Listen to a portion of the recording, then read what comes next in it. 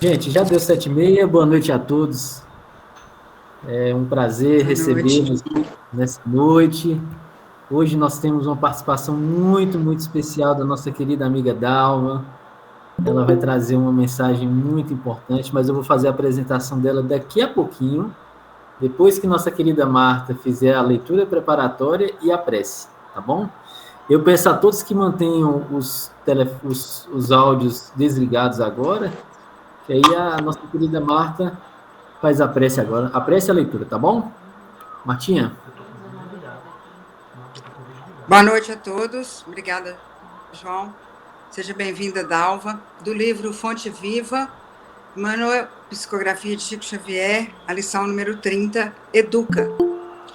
Não sabeis vós que sois o templo de Deus e que o Espírito de Deus habita em vós? Paulo, Coríntios, versículo 3 e 16. Na semente minúscula reside o germe do tronco benfeitor. No coração da terra, há melodias da fonte. No bloco da pedra, há obras-primas de estatuária. Entretanto, o pomar reclama esforço ativo. A corrente cristalina pede arquedutos para transportar-se incontaminada. A joia da escultura pede milagres do buril. Também o Espírito traz consigo o gene da divindade. Deus está em nós quando estamos em Deus. Mas para que a luz divina se destaque da treva humana, é necessário que os processos educativos da vida nos trabalhem no empedrado caminho dos milênios. Somente o coração enobrecido, no grande entendimento, pode vazar o heroísmo santificante. Após o cérebro cultivado, pode produzir iluminadas formas de pensamento. Só a grandeza espiritual consegue gerar a palavra equilibrada, o verbo sublime e a voz balsamizante. Interpretemos a dor e o trabalho por artistas celestes do nosso acrisolamento.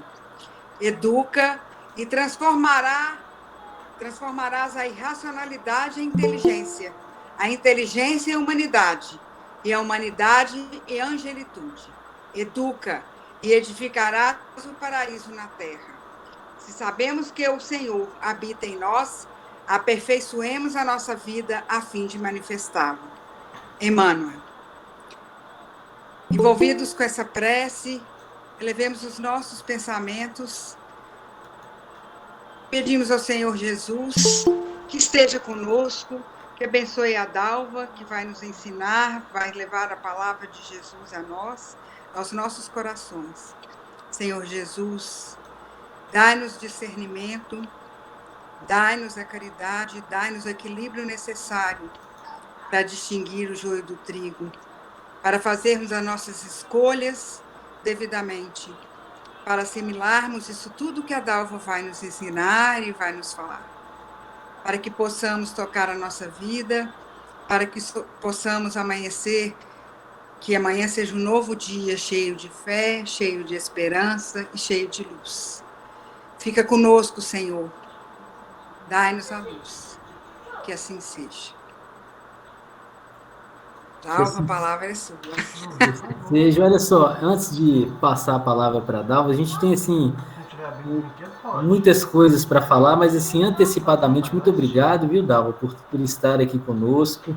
Antes de falar que você é palestrante, escritora, né, que participa de estudos, nós já conversamos um pouco aí que você participa do NEP, que é um núcleo de estudos e pesquisas do Evangelho, mas eu gosto sempre de apresentar, assim, e você é uma referência para mim, porque eu sempre participei de alguns estudos na federação, daquela trabalhadora incansável que está ali sempre com a palavra carinhosa e muito, muito esclarecedora para a gente. Então, assim, nessa noite, nós estamos muito agradecidos aqui com a sua presença, com um tema, assim, muito, muito interessante, chamado Mente, o espelho da vida. Então, nós estamos, assim, numa grande expectativa aqui para te ouvir, e agora a palavra é com você, tá bom?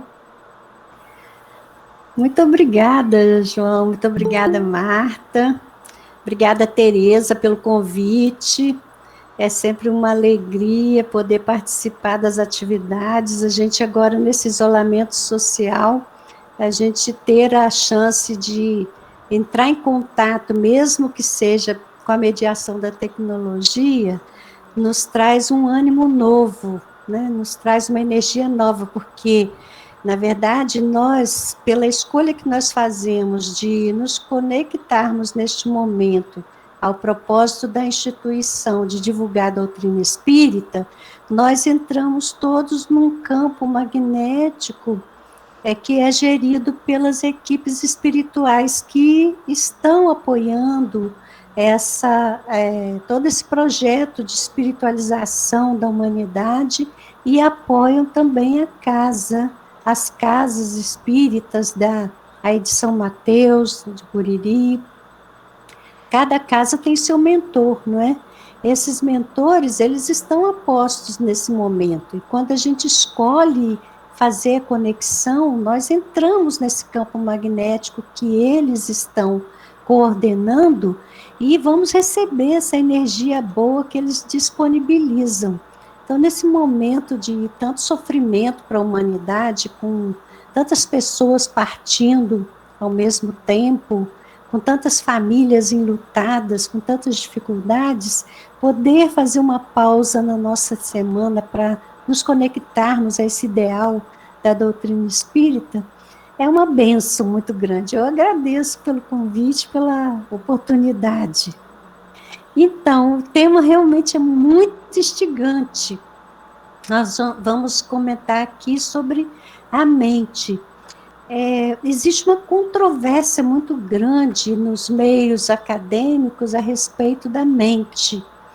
Acreditam uns, né, estudiosos, uns cientistas, que a mente seria uma espécie de excreção do cérebro. Então, as pessoas que não têm um pensamento espiritualista, elas conectam tudo à realidade do corpo físico apenas, mas o acúmulo de fenômenos e de fatos que tem se apresentado no cenário humano de um tempo para cá, e sempre se apresentaram, vem instigando a ciência e os cientistas contestando essa possibilidade, essa interpretação, principalmente nos fenômenos de quase morte, quando a pessoa está clinicamente declarada morta, isso significa dizer que o cérebro está inativo. Essa pessoa, quando retorna desse momento, pelas manobras de ressuscitação que hoje já são possíveis na medicina, elas relatam fatos do que elas observaram no período em que o cérebro esteve declarado morto, não é? Então, elas declaram, elas relatam fatos, relatam conversas, percepções que se constituem por outros meios, porque não pode ser pelo cérebro. Então, a nossa mente, não é um subproduto do cérebro. Senão, não teria memória, não teria percepção durante o período que o cérebro está dado como morto, né? E há casos muito evidentes dessas experiências com confirmação. A gente tem muitos teóricos estudiosos que já publicaram livros sobre esse assunto. Então, para nós espíritas, nós não temos dúvida nenhuma de que a mente é um atributo do espírito, e o espírito é imortal. Então, todo o fenômeno que desagrega o corpo obriga o afastamento do espírito, mas não aniquila o espírito. Por isso que o indivíduo segue percebendo coisas e produzindo memória, mesmo se o corpo não estiver funcionando, não é? Então, a mente é um atributo do espírito, mas a entender, né, sobre a mente, há muita dificuldade nesse estudo do ponto de vista acadêmico. Mas o Espiritismo nos oferece um manancial de informações impressionantes que a gente pode compulsar para entender a mecânica, a dinâmica dessa nossa potencialidade. Então, a gente vai apoiar nossa fala de hoje numa publicação que nos veio pela psicografia de Chico Xavier, e é um livro produzido por Emmanuel, chamado Pensamento e Vida. Emmanuel, logo na introdução do livro, ele informa que reuniu nesse livro o material que é utilizado para preparar espíritos que vão reencarnar. Olha que interessante. Então, nós sabemos que a nossa encarnação, ela não é um improviso.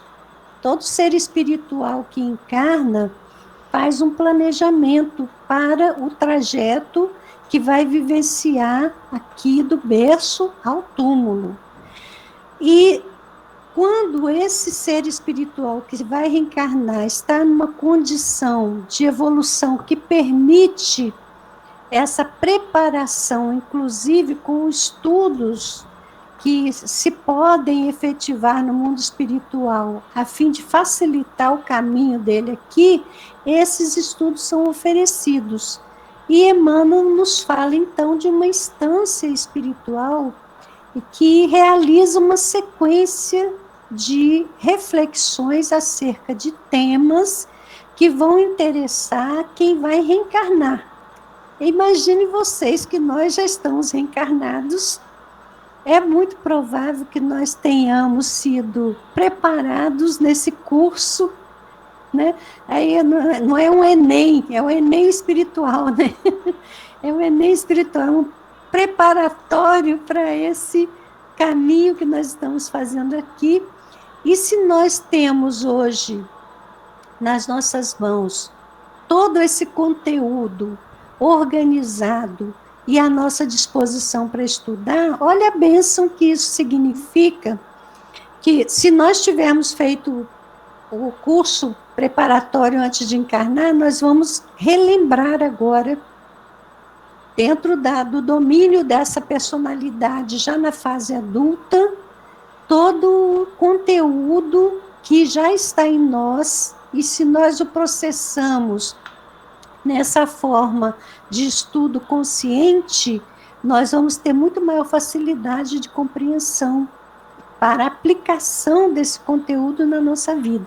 E se por acaso estávamos entre os que não puderam, de repente, ter esse preparo tão detalhado, a oportunidade é agora, né?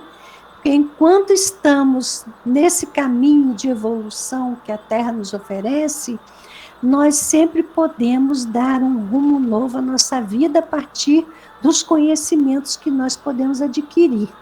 Essa é a proposição que a doutrina espírita nos faz. Em relação ao aspecto moral, não há fatalidade nos caminhos da vida. Existem eventos que estão demarcados dentro de um projeto encarnatório.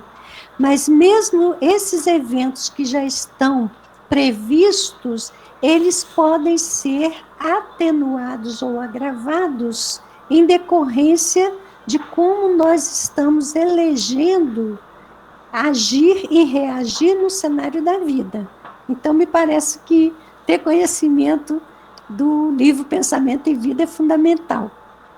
E nós resolvemos, uma época, fazer um estudo desse livro. O nosso grupo de trabalho na federação fez um estudo desse livro e ele é efetivamente muito rico em possibilidades de compreensão de nós mesmos, das nossas potencialidades, do que podemos implementar em nossas vidas a partir dos conhecimentos que ele nos traz. Hoje nós vamos fazer só uma visita a um primeiro texto, e até a palestra tem esse nome, né? A mente é o espelho da vida, porque é logo o primeiro conteúdo do livro. Emmanuel, no primeiro conteúdo do livro, ele diz essa frase: a mente é o espelho da vida em toda parte. Então, a gente vai olhar esse primeiro conteúdo que ele nos apresenta e conjugar com a segunda lição, que é uma lição muito prática para o nosso entendimento. Então, espero que eu consiga traduzir aqui para vocês de uma forma bastante motivadora, para todo mundo depois pegar o livro e estudar e tirar suas próprias conclusões. É claro que cada leitor vai processar o texto com seus recursos e vai tentar explanar de acordo com a sua habilidade, com a sua capacidade, mas isso não isenta a todos os demais de também fazer esse processamento, né? Então, logo no começo, o texto vai nos falar assim, que a nossa mente é como um diamante bruto, é como um diamante. Aí você vê que os espíritos, para nos ensinar, eles têm sempre que criar uma figuração, um símbolo, uma metáfora, porque eles vão falar de coisas que, para o encarnado, às vezes escapam da sua possibilidade de processamento muito concreto. Então, eles tentam concretizar através de símbolos. E quando ele diz assim que a mente é como um diamante, você já vê que é uma preciosidade. Agora, ele diz assim, no homem primitivo, esse diamante ele está oculto pela ganga dos instintos. Olha que figuração, porque o homem primitivo, ele é mobilizado a agir no mundo pelo impulso instintivo. Os instintos são básicos na nossa equipagem psicofísica para que nós realizemos os atos necessários à vida. Isso é uma ferramenta que toda criatura é dotada, desde o reino animal, você já vê que todo animal, ele contribui dentro do limite da possibilidade dele no programa da criação. Mas ele contribui inconscientemente, porque ele é movido pelo instinto. O homem primitivo está nessa condição. E ele vai, aos poucos, superando essa condição pelo próprio exercício da experiência de viver. Encarna, desencarna e vai aprimorando. E Emmanuel continua explicando que entre nós que já estamos nessa fase, já superamos o instinto, esse potencial, ele está sob a ilusão que salteia a inteligência. Então, pense nisso. A ilusão que salteia a inteligência. Todos temos a inteligência como atributo. Um atributo primordial da nossa mente é a inteligência. A inteligência é atributo do espírito. Então, a ilusão, ela é decorrente do fato de que nós vestimos uma roupagem biológica que nos situa num cenário previsto, com atores também programados dentro do processo pedagógico do nosso aprendizado. Então, nós não somos essa pessoa, nós estamos nos expressando nesta personalidade que se constituiu na gestação, surgiu para o mundo no berço e terminará no túmulo, porque quando morre o corpo, essa engrenagem espírito, perispírito e o corpo se desfaz. O corpo vai devolver seus elementos à terra. Perispírito se desliga do corpo e esse ser espiritual vai seguir vivendo no mundo espiritual.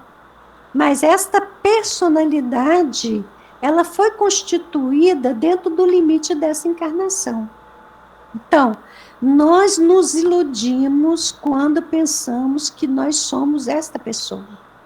Nós nos iludimos quando olhamos o mundo e pensamos que a realidade é esse mundo. E quando nos comportamos como se nunca essa personalidade fosse desaparecer da face da Terra. A coisa mais certa que tem na vida é que ela vai desaparecer. Todos nós vamos morrer. Essa é uma má notícia, né, que a gente tem que dar para todo mundo nesse momento. Né? Mas você tem certeza que todo mundo já sabia disso. Mas a gente age como se não soubesse. E a gente se comporta como se tudo que importasse fosse o que está aqui no imediatismo da vida material aqui e agora. Por isso que ele diz que a ilusão salteia. O que é saltear? Saltear é um sinônimo de assaltar. Aí suponha um assaltante que chega, te rende, te amarra, enfia você num carro e carrega você. Isso é saltear, é um assalto. Essa ilusão te sequestra, te amordaça, te inibe os movimentos. A sua inteligência fica limitada, fica detida quando você se deixa tomar pela ilusão do mundo. O mundo, dizem os orientais, né? O mundo é Maia. Maia é a deusa da ilusão. Então, o mundo é uma ilusão.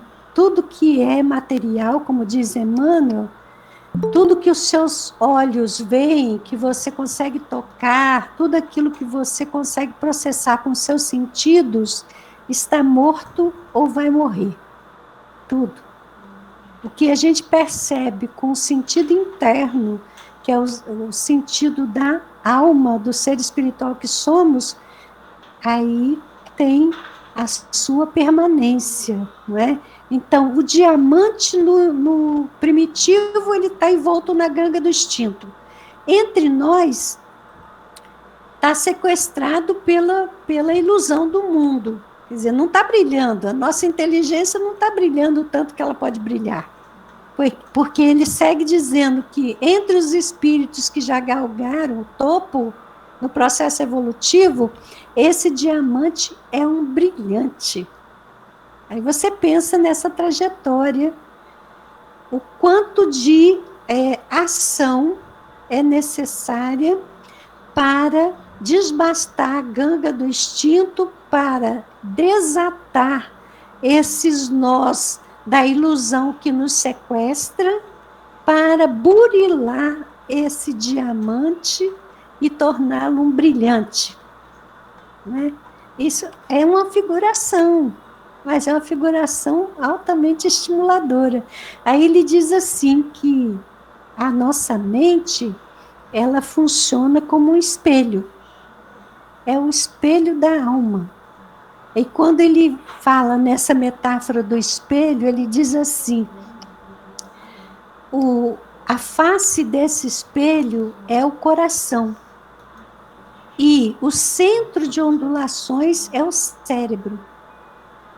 E nós, como seres que temos a experiência imediata do espelho, nós podemos compreender muito bem essa figuração. O que é um espelho? O espelho é um objeto, você se posta diante do espelho, ele vai devolver para você a sua imagem.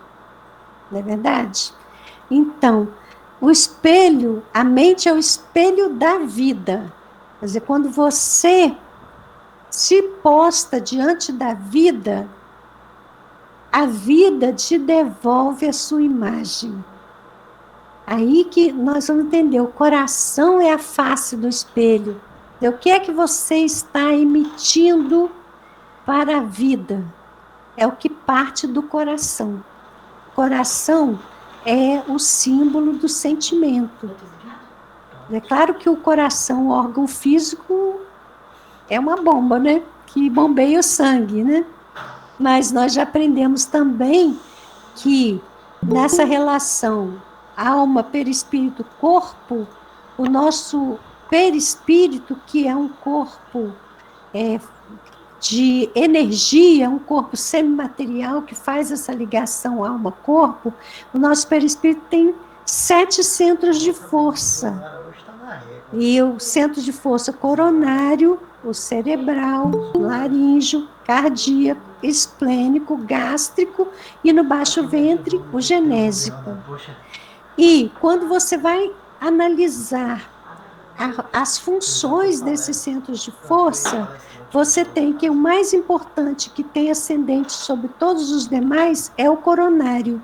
E ele está sediado na intimidade do nosso cérebro. E o centro cardíaco é relacionado com o sentimento. Por isso que quando você está mobilizado por um sentimento muito forte, o coração registra. Você tem um encontro com alguém que de quem você gosta muito, o coração logo se manifesta, não é? Quando você também tem uma experiência desagradável, você sente um aperto no coração, né? É uma sensação de opressão no peito. Por quê? Porque esse centro de força está relacionado com o sentimento. Então, o espelho, que é a mente, o que você irradia para a vida? Você se posta diante da vida emitindo o seu sentimento. O que a vida vai te devolver? É a sua imagem. Percebe? Então, o que Emmanuel fala é que tudo na vida é reflexão. Tudo é reflexão. Não é no sentido de reflexão, de ficar refletindo sobre uma coisa, não. É no sentido de emitir e receber o reflexo. Então, quando acontece esse reflexo, vai haver em você uma imersão de emoções. E essa emoção que emerge a partir do que você está colhendo, que é na projeção da igualdade daquilo que você emitiu. A vida devolve em igualdade aquilo que você emitiu. E isso vai te produzir emoções. Essa emoção que produz, ela vai afetar toda a cadeia de pensamento, palavra e ação. Então, você vai agir no mundo a partir dessa sua emissão para a vida do seu sentimento. Centros de ondulações é o cérebro. Então, ele está nos falando de ondas, porque o nosso pensamento não fica retido dentro da nossa cabeça. O nosso pensamento, ele se traduz em ondas que são legíveis pelos que nos rodeiam no mundo espiritual. Então, nós estamos estabelecendo conexões, ainda que não tenhamos consciência delas. Então, por isso que é muito importante saber que a mente é um espelho da vida. Então, e aí o Emmanuel vai nos trazer uma outra figuração, gente, muito instigante. Ele diz que, para nós entendermos como funciona a nossa mente, ele diz assim: imagine uma empresa. Toda empresa tem o seu escritório. Aí, se você imaginar essa metáfora da empresa, quem é a empresa? A empresa é a personalidade atual, é essa pessoa que está caminhando no mundo, é esse projeto de encarnação que está em curso. Essa é a empresa. Aí ele diz assim, que o escritório, a mente é um escritório, ela tem 4 departamentos.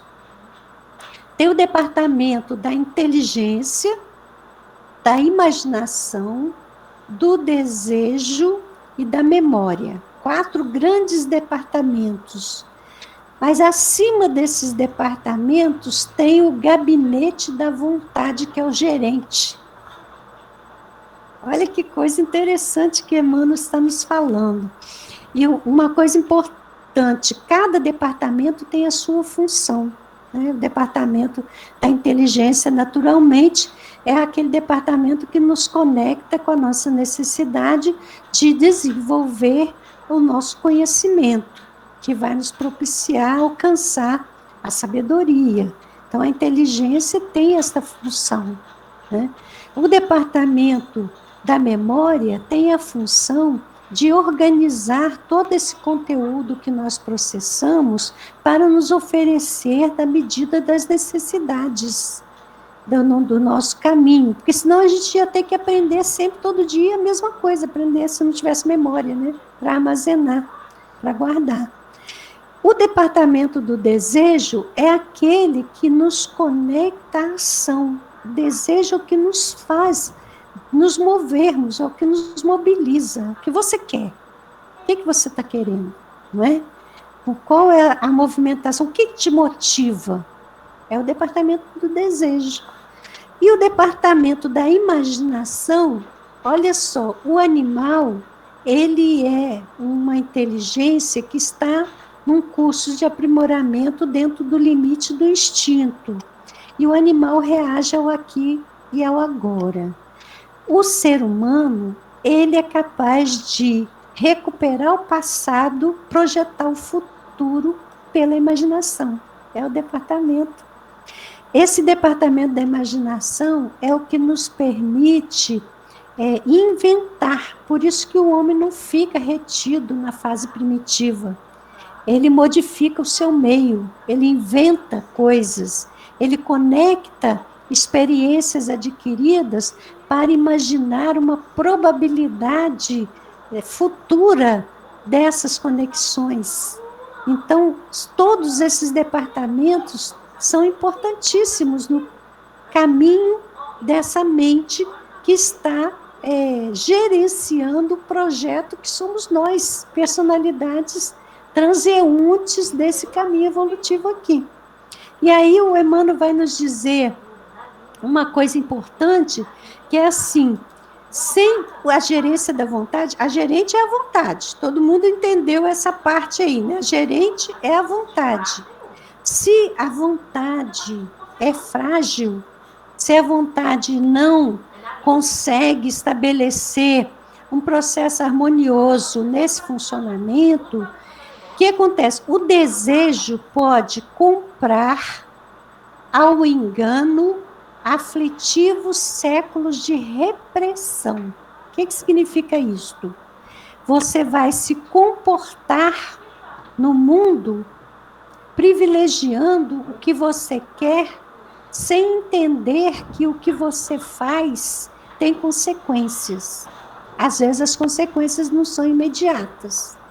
Mas por que nós vemos criaturas que nascem paralíticas, paralisadas por deficiências mentais? Tem criaturas que nascem com hidrocefalia, com idiotia, com impossibilidades, com cegueira, com surdez. Todos esses limites que são colocados são consequências que o nosso desejo comprou ao engano. Se a vontade não está gerenciando, né? Nós somos seres desejantes. A gente sempre deseja muita coisa. Mas se você não tem uma gerência segura para governar isto, você vai colocar os pés pelas mãos, como se diz popularmente. E aí você vai comprar ao engano séculos, às vezes, de paralisia, de inibição, de limite. Então, isso é um problema sério que a gente tem que considerar, não é? Aí ele vai dizer também, sem a gerência da vontade, a inteligência se aprisiona na criminalidade. E quantas pessoas que nós vemos por aí que usa dos artifícios da inteligência para melhor enganar o outro e levar vantagem. A pessoa pensa que está levando vantagem. Ela se associa a uma ação que, num primeiro momento, traz um prejuízo significativo para o outro, mas ela se esquece que a vida vai devolver para ela na medida do que ela está projetando. É o espelho, não é? Então, sem a gerência da vontade, a nossa inteligência pode se escravizar à criminalidade. A nossa imaginação pode gerar monstros na sombra, se nós não estivermos sob a gerência da vontade. E sem essa gerência, a nossa memória cai em lastimável relaxamento. Então, o que o Emmanuel está nos falando? Todo esse projeto que está delineado para essa encarnação pede o governo de uma vontade que se torne firme, que se fortaleça. Por quê? Porque nós temos um caminho que está encadeado a um momento passado que nos trouxe exatamente a situação que está colocada hoje. Nós não estamos vivendo a situação de hoje por um processo de injustiça divina. Nenhum de nós é vítima. Nenhum de nós. Todos nós estamos colhendo a plantação já efetivada no passado. Isso que a doutrina espírita nos diz. E nós temos, então, a nossa mente como o escritório que governa essa situação. Gente, isso é muito importante da gente entender, para a gente poder trabalhar a nossa vontade, torná-la forte, torná-la segura da direção que nós queremos. É muito mais fácil se acomodar, é muito mais fácil criar uma zona de conforto e de aparente segurança e ficar no limite que nós sentimos que é confortável. Mas uma encarnação é um projeto de crescimento. E se nós nos imobilizamos por um movimento de busca desse conforto, a vida tem uma estratégia para nos fazer movimentar-nos de novo. Essa estratégia pedagógica se chama dor.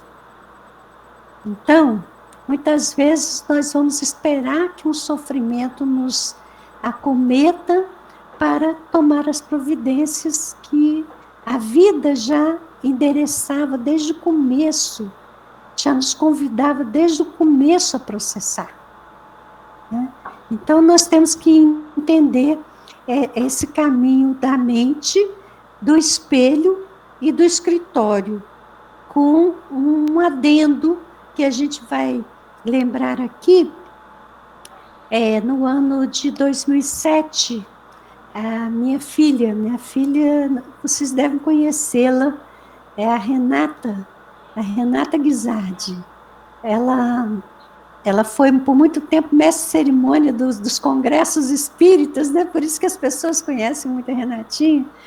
E a Renatinha, certa vez, escreveu um artigo para a revista Reformador, em que ela fala dessa instigação do livro Pensamento e Vida, quando propõe a mente como escritório dessa empresa. E ela fez essa elaboração do artigo porque, mais à frente, no próprio livro, no encadeamento dos assuntos do livro, o Emmanuel vai trazer a fé como aquele elemento importante no direcionamento de todo esse material que está disponível a todo encarnado no seu processamento do viver. E a Renatinha, então, ela propôs um esquema que a gente pode mentalizar isso, né? Mentalizar um organograma, colocar lá a gerência da vontade, os 4 departamentos, aí ela propõe a fé como uma espécie de assessoria para a vontade. Porque quando a pessoa trabalha o seu potencial de fé, ela vai ter um reforço na sua vontade de dar aquela direção a sua vida. Não é? Então, a fé seria um elemento que reforça a vontade e, ao mesmo tempo, a vontade seria aquele gerente que determinaria o bom funcionamento da assessoria da fé. Porque se você não tiver vontade, você não potencializa a sua fé, não. Tem muita gente que acha que fé é acreditar. A crença, ela pode fazer um caminho para você desenvolver a sua fé. Mas, às vezes, a sua crença é limitadora. Dependendo do que você acredita, ao invés de ser um elemento que potencializa a sua fé, é um elemento que te enreda numa sequência de equívocos. É só a gente ver, por exemplo, que os nossos irmãos que estão no fundamentalismo religioso, eles acham que têm muita fé. E eles têm uma crença muito estruturada. É uma crença que é tão estruturada que tem seres que se explodem no meio da multidão achando que eles estão servindo a Deus. Isso é uma crença. Você não pode negar que é uma crença muito estruturada. Mas isso não é fé, não. A fé, como dizem os espíritos, e isso está no Evangelho segundo o Espiritismo, é aquela convicção que você tem inata dos seus destinos futuros. Porque dentro de você já está o ser espiritual que você será um dia, um ser pleno, um ser que terá desenvolvido todas as virtudes. Você já tem esse futuro como potencialidade em você. Então, a fé é a consciência desse futuro. E quando você potencializa isso, e você só potencializa se a sua vontade acionar, porque se você não tiver vontade, tem gente que fala assim, eu queria tanto ter fé, mas eu não consigo acreditar. Na verdade, a pessoa, ela está querendo que a vida lhe dê de graça, que caia na sua cabeça. Não vai acontecer. A vida, ela oferece possibilidades, mas você que tem que buscar, você que tem que determinar para a sua inteligência um caminho de busca desse conhecimento. Por isso que a gente diz, se você quer ter fé, não adianta ficar lendo cientista materialista, não. Você quer ter fé em quê? Não é? Você quer... Porque a fé pressupõe relacionamento com o Criador. Porque fé vem da raiz latina fidelidade. Quando você fala fidelidade, você fala confiança. Quando você fala fidelidade e confiança, você fala relação.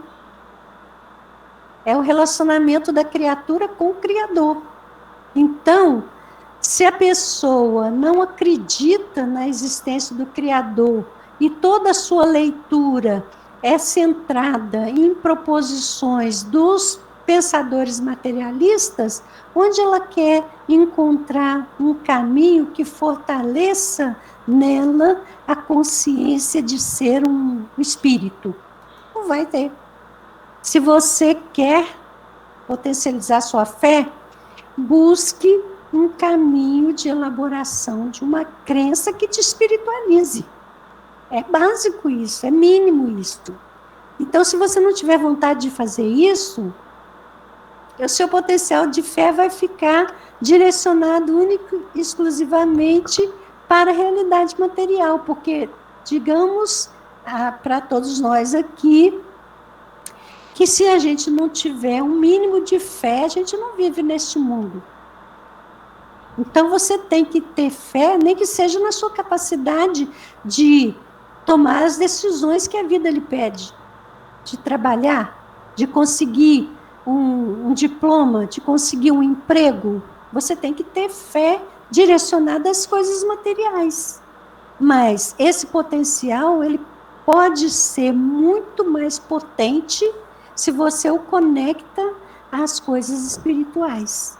Então, quando a Renata escreveu o artigo e ela colocou essa ideia da assessoria, isso na minha cabeça deu uma conexão muito luminosa, assim, para o entendimento. Porque quando você, pela sua vontade, busca um caminho de estruturar o seu conhecimento das coisas espirituais, de encontrar as respostas que você busca para os enigmas que a vida apresenta.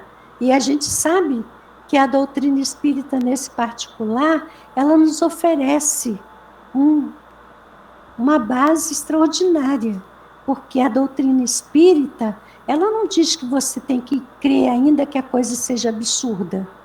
Não, ela diz assim, você deve processar tudo que você busca de conhecimento pela sua razão. Se a sua razão aprova, essa convicção é forte, essa convicção é segura. Então, a razão é o nosso farol para essa busca do fortalecimento do potencial da fé.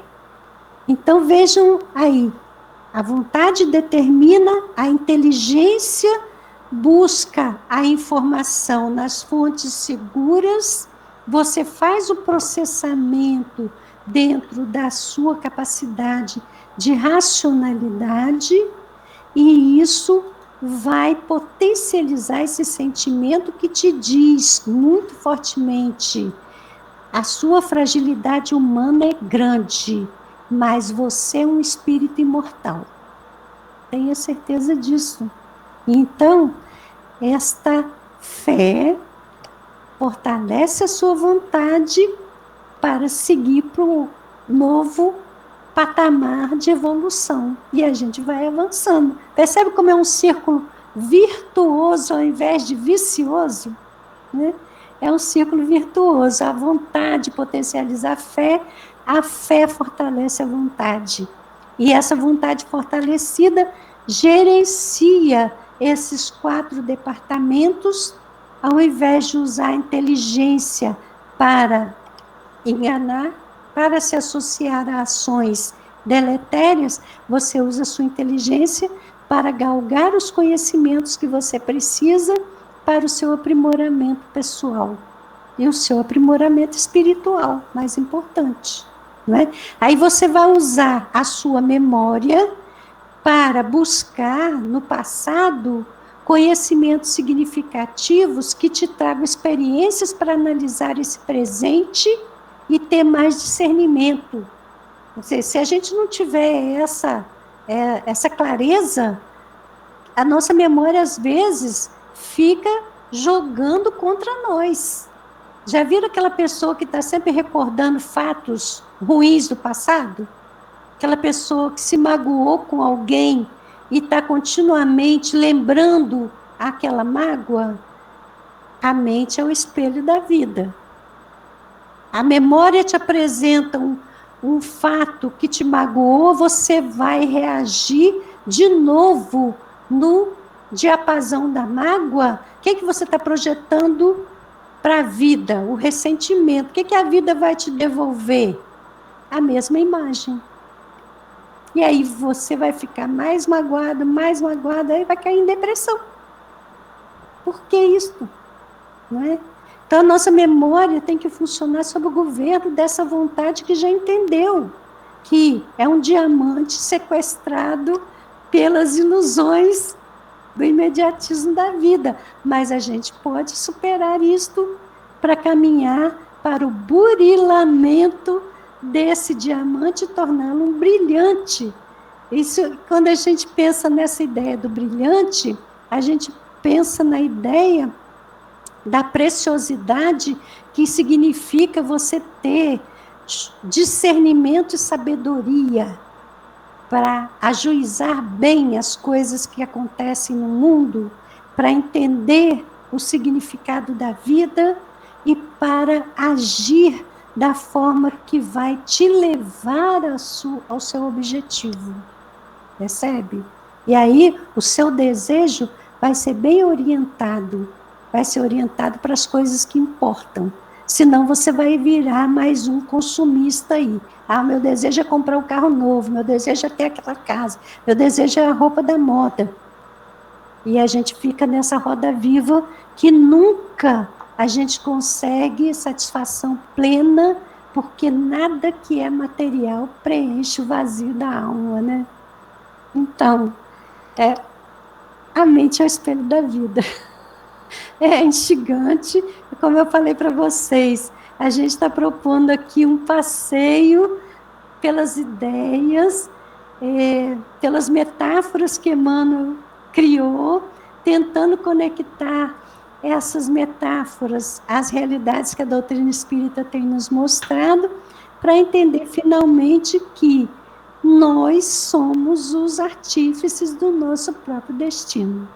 E nós temos as ferramentas para atingir a meta que nós colocarmos. Qual é a que nós estamos colocando hoje? Não é? Vou deixar vocês com essa pergunta instigadora e aquele conselho, né? Vamos estudar juntos, vamos estudar mais. A doutrina espírita é uma luz no nosso caminho, uma bênção. E ter a oportunidade de compartilhar a leitura com os companheiros é o que me move, né? Então, eu fico muito feliz de estar aqui com vocês hoje. Muito obrigada pela atenção de todos. Que Jesus abençoe essa turma amiga aí do norte do estado, morrendo de saudade de todo mundo. Muita paz a todos. Dalva, muito obrigado pela sua fala. Olha, tem tanta informação assim valiosa para nós, né? Nós somos aprendizes, né, da vida. E é tão importante essa sua fala, porque isso traz um exercício que a gente tem que fazer todo dia, né, da responsabilidade com que nós temos até no pensamento, porque às vezes a gente pensa que nossa responsabilidade ela tá ali só no que a gente faz materialmente, esquece desse espelho, né, do que nós estamos pensando, é exatamente o que nós realmente somos, né? Então, assim, muito obrigado, tem muita informação e tem uma muito importante. Verdade. Livro Pensamento e Vida, de Emmanuel. Isso. O livro é uma indicação literária muito importante, né, Dalva? Então, assim, eu só falei 3 textos, só falei por alto 3 textos. Eu nunca li esse livro, eu agora já vou anotar aqui na minha agenda que ele é um dos livros que eu quero ler daqui a pouco, tá bom? E muita gratidão mesmo. Tomara que a pandemia passe logo para você vir nos visitar, tá bom? Vai ser um prazer. Isso. Aí, assim, só passando aqui os recados que as nossas atividades das 2 casas, né, da Casa do Chico e do Antônio de Pádua, permanecem online. Então, quem quiser participar ou conhecer, é só chamar algum dirigente, alguma pessoa que trabalha na casa, que a gente vai estar direcionando para esses estudos. Na próxima semana, nós teremos um palestrante lá de Bauru, né, de São Paulo. Ele chama Tato Savi. Nós ainda não temos tema que ele vai falar, e assim que nós tivermos, a gente fala aqui. E Dalva, querida, a gente queria pedir para você fazer a nossa prece de encerramento. Faço sim, claro. Então, vamos nos colocar em uma posição confortável. Como eu falei, todo mundo que está conectado está dentro de um mesmo campo magnético neste momento. E os benfeitores espirituais aqui estão coordenando esse campo magnético. Se a gente consegue colocar uma posição sem muita tensão muscular e consegue gerenciar, vamos usar a vontade agora, né? Gerenciar a nossa mente para focar essa imagem desse campo magnético, da nossa participação junto a esses benfeitores, nós vamos receber as irradiações deles como se nós estivéssemos na casa espírita tomando passe. Não é bom?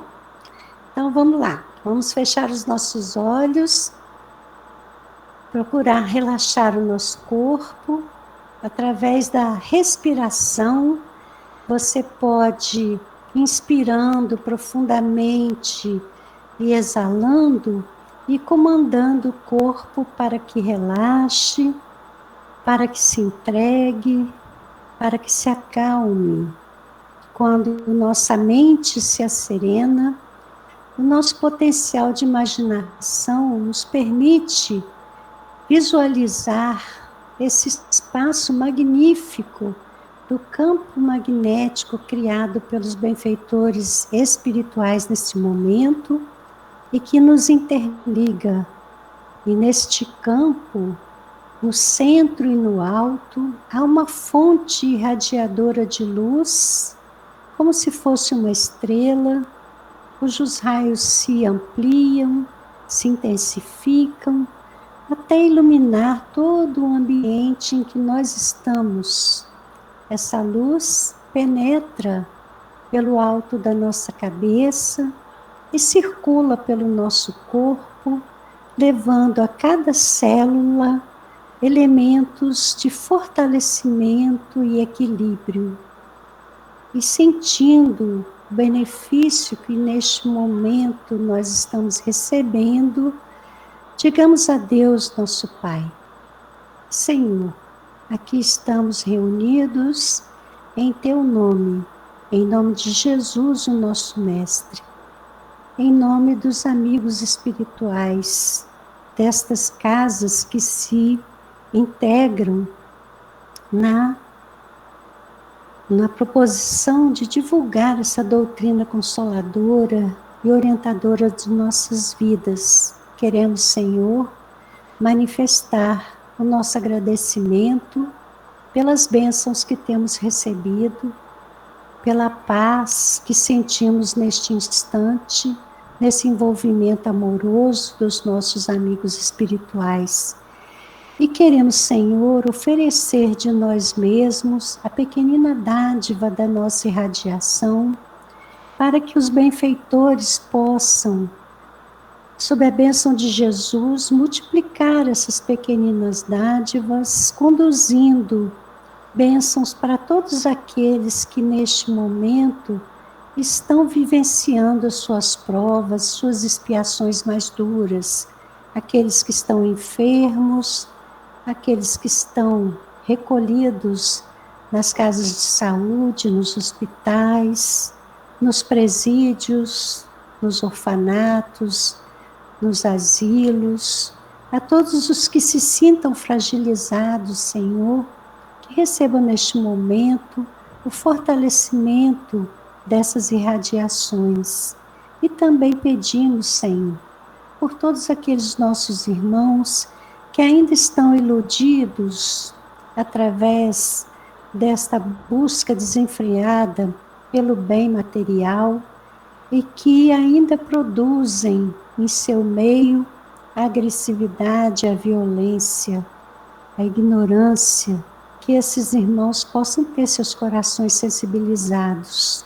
Oramos, Senhor, pelo nosso país, para que possamos ter momentos de paz, de organização, de possibilidades de retorno à normalidade, de crescimento neste momento em que tantos estão tão necessitados. E confiantes, Pai querido, na Tua misericórdia, nós manifestamos o nosso propósito de seguir aprendendo e produzindo o melhor ao nosso alcance, onde estamos colocados pela Tua providência. Sê conosco, Pai querido, despeça-nos na Tua paz, que possamos conservar em nós a energia boa recebida neste momento. Que assim seja, Senhor. Meus queridos amigos, obrigado, Dalva. Obrigada a todos. Tenhamos todos uma ótima semana, muita paz e muita harmonia no coração de todos, tá bom? Dalva. Beijo. Obrigado, viu? Um beijo para você.